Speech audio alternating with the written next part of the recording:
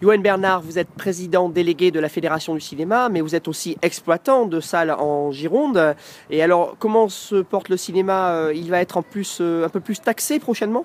Tout à fait. Malheureusement, il est dans l'intention du gouvernement, pour essayer d'équilibrer ses comptes, de taxer davantage un certain nombre de secteurs d'activité, notamment l'exploitation cinématographique, c'est-à-dire qu'on passerait de 7% du prix du billet à 10%, ce qui peut paraître anecdotique, mais malheureusement on était à 5 il y a quelques temps encore, et nous avons par ailleurs dans notre profession une taxe supplémentaire qui s'appelle la TSA de pratiquement 11%.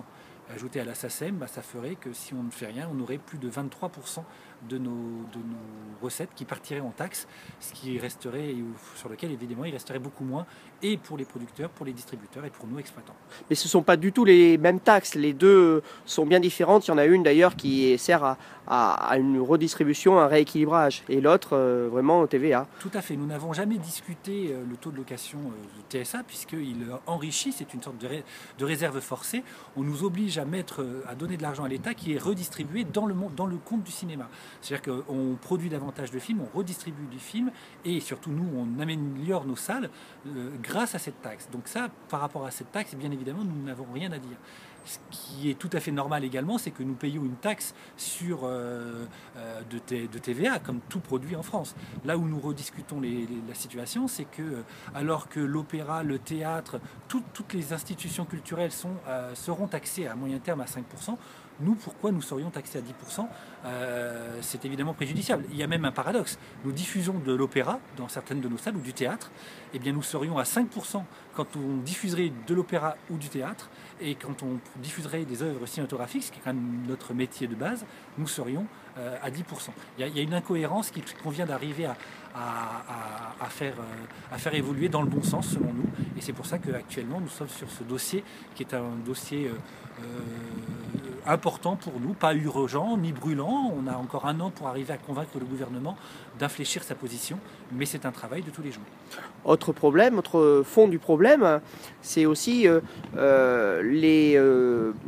au détriment en fait de petites salles et donc l'accès à la culture en zone rurale. Il est évident que quand une taxe supplémentaire s'ajoute, ceux qui font de gros bénéfices, type les circuits, auront des bénéfices un peu moindres. C'est embêtant, évidemment, ils comptent sur ces bénéfices pour investir de nouveau, donc il ne faut pas réduire cette marge trop, mais j'ai envie de dire que ça ne remet pas en cause l'équilibre global de ces structures.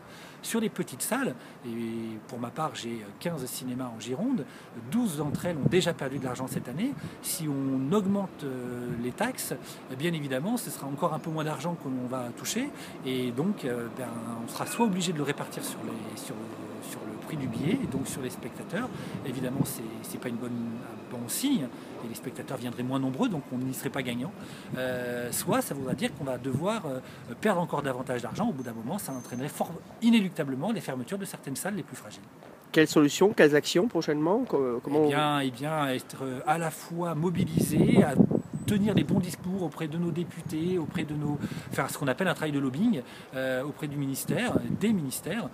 On sait bien qu'Aurélie Filippetti, notre ministre de la Culture, est consciente du problème, mais on sait aussi que malheureusement, dans des périodes de crise, ça n'est pas le ministère de l'Agriculture qui dirigera et qui prendra la décision finale. Donc il faut être extrêmement mobilisé, et puis parfois peut-être montrer un petit peu les dents et montrer qu'on a des moyens d'action. Mais ça sera dans un deuxième temps. Dans un premier temps, c'est avant tout la pédagogie, de la concertation, et on espère arriver à nos fins rapidement.